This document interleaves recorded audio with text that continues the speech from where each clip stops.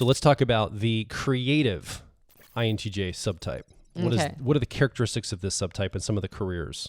So creative INTJs, Dario indicates, is probably the most common, interestingly enough. And it also explains why there are so many people out there who cannot tell if they're INTJs or INTPs. Because as I read the INTJ creative description, you could see why a lot of people with this preference think that they might be perceivers, because it's lots of crossover.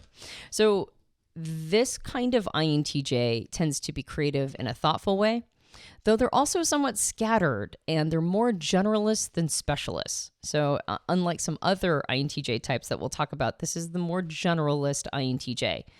They like to stir the pot. They like to engage other people. They like to entertain. And in Linda Barron's vernacular, they get things going. That's their style. So there's that little bit of chaos making, which is really fascinating for an INTJ, and why they might think that they're perceivers. They have unlike the dominant INTJ that doesn't have a strong or very much of a starburst at all, that brainstorming, that sort of creative, unstructured creativity, the creative INTJ is the exact opposite. They have a very strong, solid starburst pattern that's typical of that creativity, typical of the unstructuredness. They take in data and quickly play with it.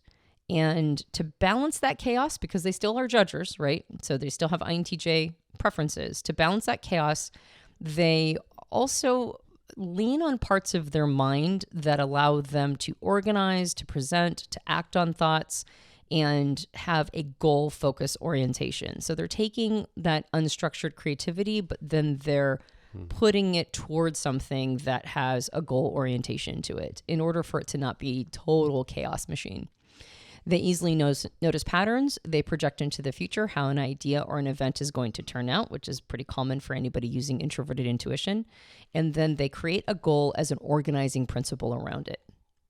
There's the common INTJ weakness, though. They're the ones who are going to show up with the basic INTJ weakness of having mediocre body awareness, a repressed emotional life, right? Some of the things that we tend to think of with stereotypes around INTJs, because they have a tendency to neglect those parts of their brain regions, the parts that are about identity and values and understanding other people's feelings.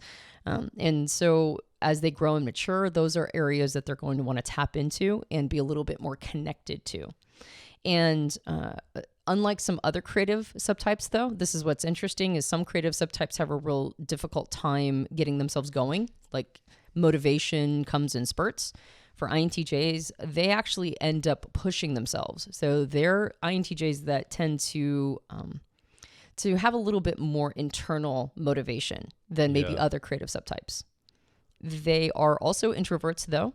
And so anytime they're doing something that's an executive task, so that could be defined as decision-making, juggling new information, managing other people's, or other people in general, that might take some effort. Unlike the dominant INTJ that's worked some of that out, the creative INTJ has not done that as much.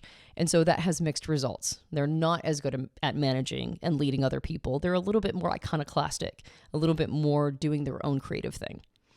And because of their more chaos orientation, not that I keep using that word. I think it's actually not the right word. Free form. Yes, thank you. Go with the flow, free form energy. Thank you. INTJ. That is a better word, because I think every time I use the word chaos, I'm going to make all the INTJs kind of like go, lose their mind. Lose it, right? The free flowing, free form energy of this style of INTJ, again, makes them generalists, but they're motivated. They're not just a jack of all trades, but they actually really like to set up goals and hit them.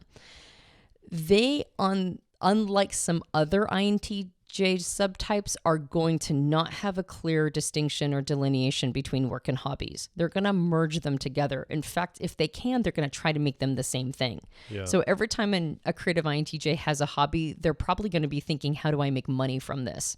Or if they have to go get a day job, they're going to ask, how do I bring all of my hobbies and my interests into my day job?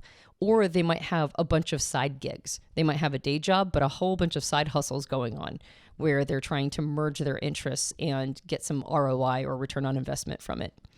And they need to, even though they're motivated, their number one need isn't in motivation, it's in self-management. So it's in disciplining the self. So they're motivated, they're into a whole bunch of stuff, but they might lack some self-discipline in order to really sort of stick the landing, so to speak. And so that's along with body awareness and being really in touch with identity, that might be the big hurdle that they have to really work on. But otherwise, they're really interesting people. They're very interesting conversationalists. They're interesting partners. Yeah. And they benefit from people in their lives helping them on that path of self-discipline. Yeah. So let's talk about some of the careers they might choose, some of the careers they might be leaning toward, and then we'll talk about the deeper wiring. Okay. All right. So this list it really taps into the INTJ's ability to notice patterns, right? That starburst capacity to project future outcomes, to set goals, and also explore more that visual, reflective side. And these INTJs, by the way, I didn't mention this, they tend to be highly visual. Unlike the dominant that's very auditory, this is an INTJ that tends to be quite visual.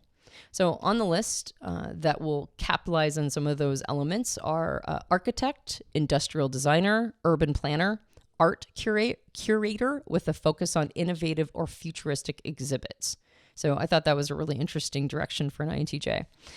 Creative director, marketing strategist, user experience designer or UX designer, product designer, game designer or concept artist. So like a concept artist for films, video games, or animations. Science writer or journalist, exhibition designer, visual effects supervisor, robotics engineer, AI researcher, or film or TV producer. These are very adaptable career choices. Many of these you have to kind of figure out the way through. They're not just cut and dry. You got to kind of get on the path and kind of go, like figure it out as you go. Yeah. Creatively, quite frankly. So I've noticed that pattern, by the way, for all the creative subtypes is this merging of interests and career. I think when creative subtypes can really figure out how to do that, how to get the things that they're just naturally, like the rabbit holes that they're naturally chasing, to be able to bring that into a career context, I think that's sort of the holy grail. Yeah.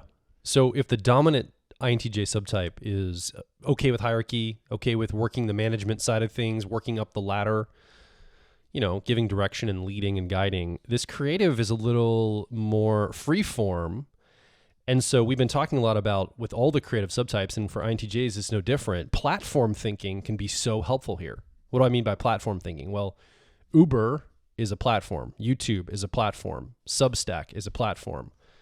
Etsy is a platform. These are places that you can create things. Udemy, right? All these kinds of things. You can create things and then you can distribute them by using a platform, ad revenue or direct sales or something like that.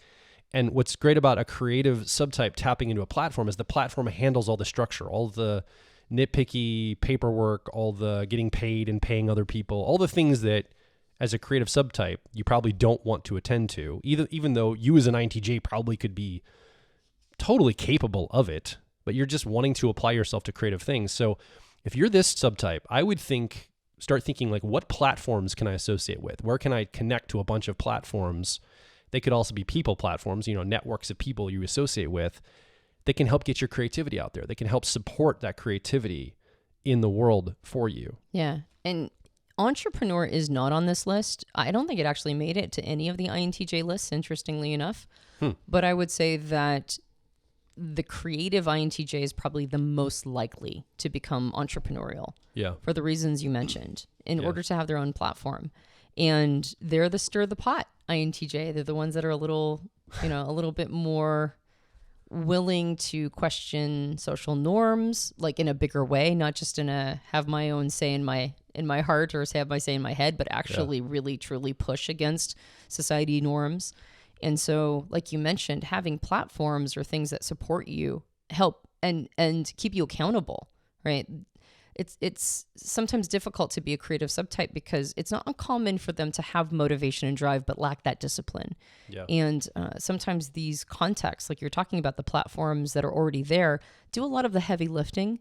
And then you just have to sort of figure out how to roll it out. And it doesn't require as much having to figure every tiny little detail out. Yeah. And I think that's really important if you're already struggling to get the self-discipline to start a new venture that might have a lot of question marks that are a part of it. Oh, yeah. Platforms don't just support, they create a container for your art, for your expression, for your creativity.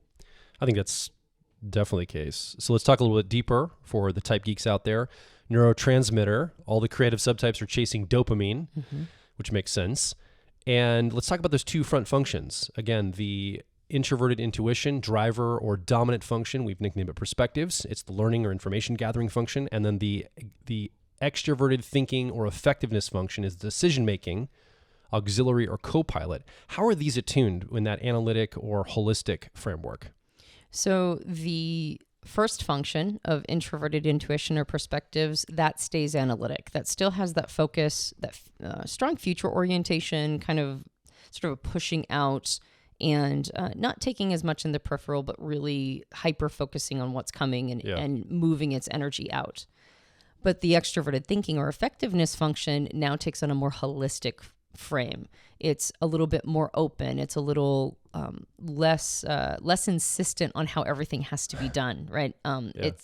And because of that, it ends up being, it's a little.